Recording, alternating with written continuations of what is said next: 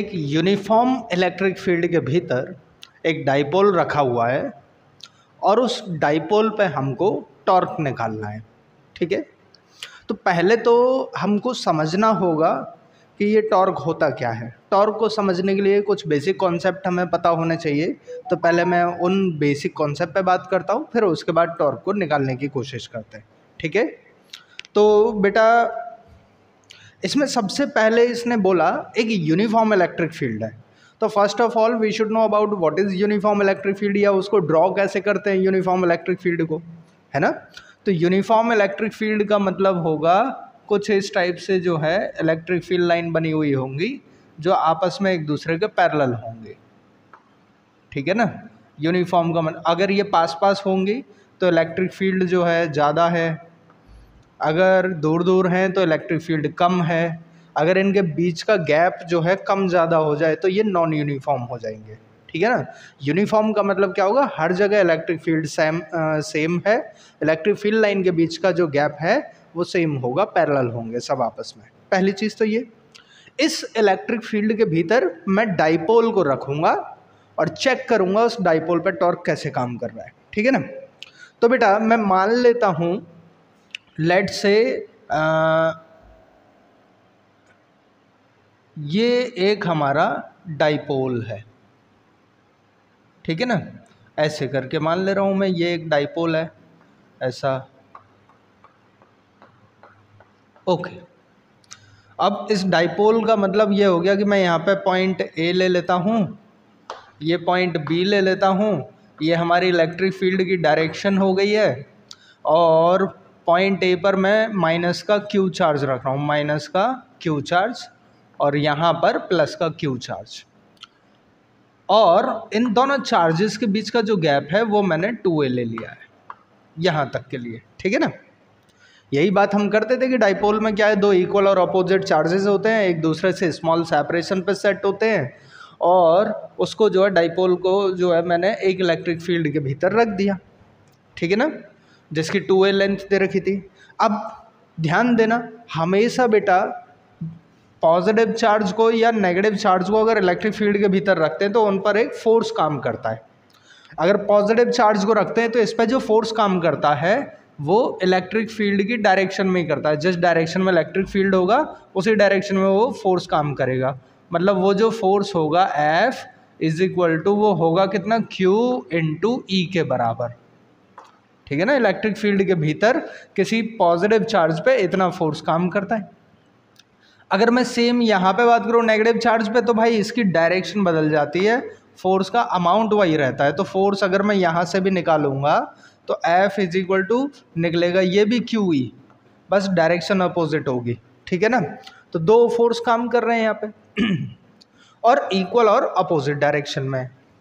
मान लेता हूँ कि ये जो डाइपोल है, अगर मैं इसको ऐसा पैरेलल लाइन एक और ड्रॉ करूँ जो इलेक्ट्रिक फील्ड के पैरेलल है, तो यहाँ से हम देखेंगे कि ये एंगल जो है थीटा बन रहा है। ठीक है ना, नहीं पता मुझे कितना थीटा है, और यहाँ से यहाँ तक दोनों चार्जेस के बीच की जो परपेंडिकुलर वाली लेंथ होगी ये मान ली मैंने यहाँ से लेके यहाँ तक है। ठीक है ना, अब ध्यान देना ये कितना है, थीटा, ये कितना है 2a।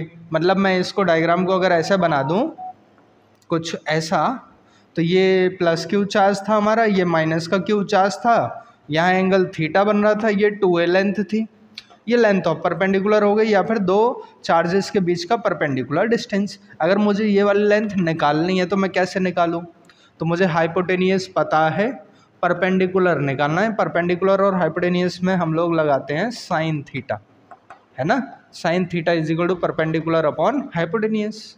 परपेंडिकुलर में मैं नाम दे दूं इसको कोई भी, यहाँ पे C नाम दे देता हूँ, ये B था, तो भाई ये बन जाएगा BC अपॉन हाइपोटेनियस कितनी है ये AB। अब BC कितना है हमें नहीं पता है, निकालना है। AB कितना है 2a, तो BC की जो लेंथ होगी हमारी वो कितनी आ जाएगी 2a साइन थीटा। ऐसे करके मैंने ये वाली लेंथ निकाल ली कि यहाँ से लेके और यहाँ तक की जो लेंथ होगी ये मुझे मिल गई 2a साइन थीटा। ठीक है ना, एक मुझे यहाँ से ये चीज़ पता चली। अब और क्या बात करें हम यहाँ पे, मैं यहाँ पे ऐसा बात कर सकता हूँ कि force acting on positive charge in uniform electric field, तो इलेक्ट्रिक फील्ड लिख दे रहा हूँ खाली, तो वो फोर्स कितना लग रहा होगा, तो F इज इक्वल टू मिल रहा QE, ठीक है ना। और रीज़न यहाँ पे क्या नाम है, डायरेक्शन के बारे में अगर बात करूँ तो मैं ये बोल सकता हूँ कि along along electric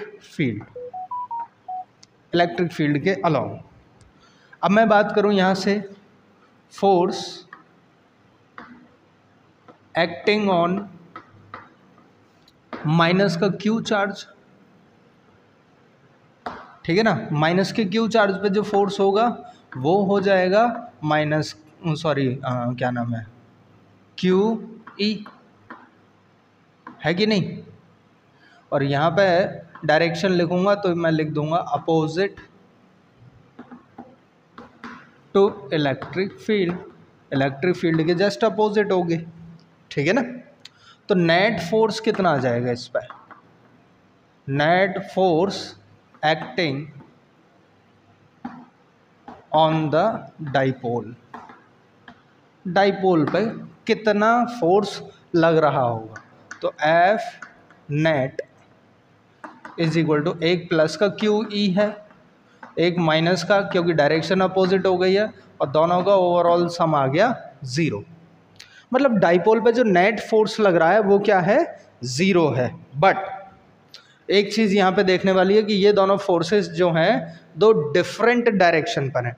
translatory force जो है वो 0 है, मतलब वो वाला फोर्स 0 है जिससे डाइपोल आगे की फॉरवर्ड या बैकवर्ड डायरेक्शन में मूव करे, मतलब डाइपोल एक जगह फिक्स हो जाएगा, ठीक है ना, ये फिक्स है। अब ये ना आगे जाएगा, मतलब ना ऊपर की तरफ जाएगा ना नीचे की तरफ आएगा। लेकिन इस पे जो फोर्स लग रहे हैं वो दो डिफरेंट पोजीशन पे लग रहे हैं, तो डिफरेंट पोजीशन पे लग रहे हैं, तो ये फोर्स क्या करेगा, इसे आगे की तरफ खींचने की कोशिश करेगा, ये वाला इसको इधर की तरफ धकेलने की कोशिश करेगा, यही तो काम होगा। मतलब ऐसा समझ लो कि ये कोई एक डाइपोल रखा है, इस पर मैं एक फोर्स इधर लगाऊं और एक फोर्स मैं यहाँ पे लगाऊं, तो ये इस डाइपोल को ऐसे रोटेट करने की कोशिश करेगा कि नहीं, है कि नहीं। तो इस पर एक कपल फॉर्म होगा और ये टॉर्क अप्लाई कर देगा, ठीक है। उस टॉर्क को सर हम निकालते कैसे हैं, तो टॉर्क को निकालने के लिए बेटा हम लोग बोलेंगे torque acting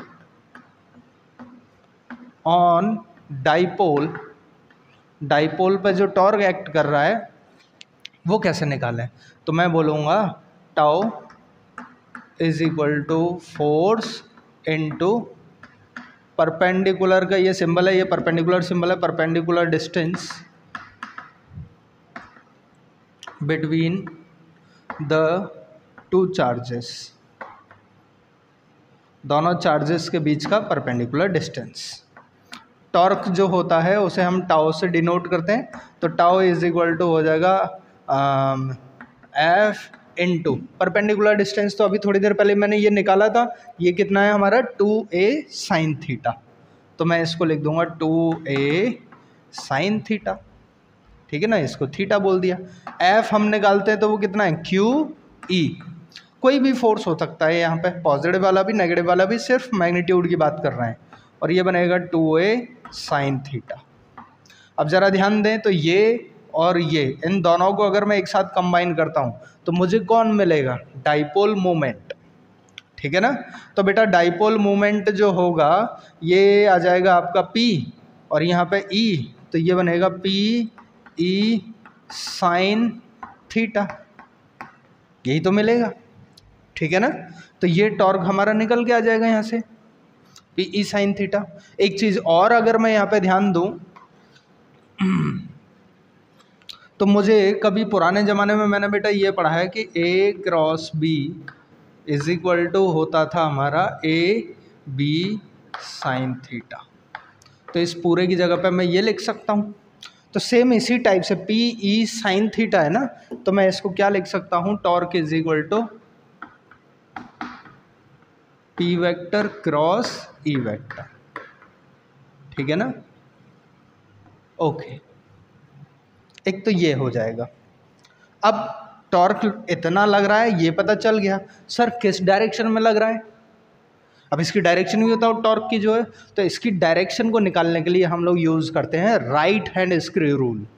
right hand screw rule में क्या होता है, अगर मैं किसी पे देखो ऐसे रोटेट करता हूँ यूँ राइट हैंड स्क्रू को, ठीक है ना, तो वो फोर्स अंदर की तरफ लग रहा है, मेरे अंगूठे से पता चल रहा है, ठीक है ना। और अगर मैं बाहर की तरफ ऐसे करूँगा तो प्लेन के बाहर की तरफ काम करेगा, मतलब ऐसे काम कर रहा होगा तो प्लेन से बाहर, ऐसे काम कर रहा होगा तो प्लेन के अंदर काम करेगा ये, ठीक है ना। तो हम ऐसा भी बोल सकते हैं कि जो डायरेक्शन होगी, डायरेक्शन ऑफ टॉर्क इज, या फिर can be determined by right hand screw rule, ठीक है ना। इसकी डायरेक्शन ऐसे निकल आएगी।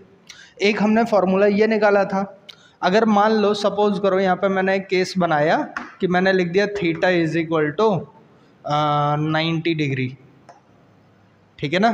तो भाई ये टाओ कितना निकल के आएगा हमारा, पी ई साइन 90 है और साइन 90 की वैल्यू होती है 1, तो क्या आ जाएगा, टाओ जो होगा हमारा P इंटू ई के बराबर होगा, और यहाँ पे उसकी वैल्यू क्या हो जाएगी, मैक्सिमम, क्योंकि साइन 90 पे वो अपनी मैक्सिमम वैल्यू दे देता है। अगर थीटा को मैं 0 रख दूँ, ठीक है ना, तो जैसे ही मैं 0 रखूँगा तो टाओ जो है ये निकल के आएगा पी ई साइन 0।